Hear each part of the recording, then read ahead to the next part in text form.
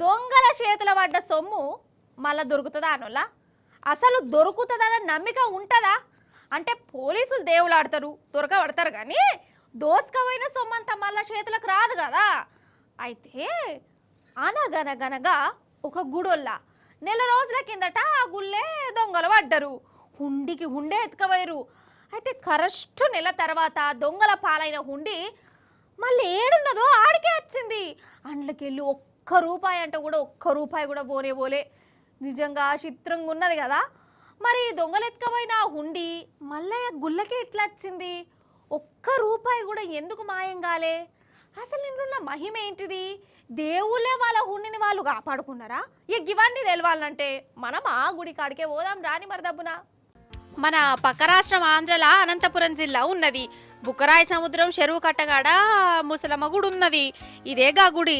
అమ్మవారు పవర్ఫుల్ అట. అయితే ఈ గుళ్ళనే నెల రోజుల కిందట దొంగలు పడ్డరు, హుండి ఎత్తుకపోయిర్రు. కానీ ఇప్పుడు అదే హుండి గదే జాగలకు వచ్చిందోలా అగజూడూరు గీదే హుండి అందులో పైసలు కూడా లెక్క పెడతారు.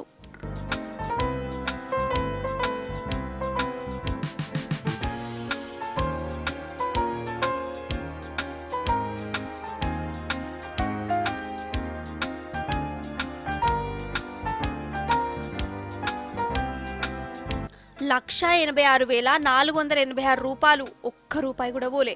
కాకపోతే ఇదే హుండిలో ఒక లెటర్ కూడా బయటపడ్డది. ఆ కాగితాన్ని దొంగలే రాసిరు. గిట్ల సంగతి, మేము దొంగలము, మా బుద్ధి గడ్డి తిని హుండిని ఎత్తుకపోయినాము, ఇట్లా దొంగతనం చేసిన కాంచెలి మా ఇంట్లో పిల్లలకు జ్వరాలు వస్తున్నాయి, మా పోరగాన్లు దావకాండ్ల పడుతురు, అమ్మవారికి కోపం వచ్చింది కావచ్చు, అందుకే చెంపలేసుకుంటున్నాము, ఎత్తుకపోయిన హుండిని మళ్ళీ అమ్మవారి గుళ్ళనే పెడుతున్నామని రాసి పెట్టిరోళ్ళ. చూసినామా దొంగలలో కూడా ఎంత మంచి దొంగలు ఉన్నారో. వాళ్ళ దిమాకులు కూడా మంచిగా అయినాయి. ఇక వాళ్ళు ఇదివరసంది దొంగతనాలు చేయరు కావచ్చు కదా.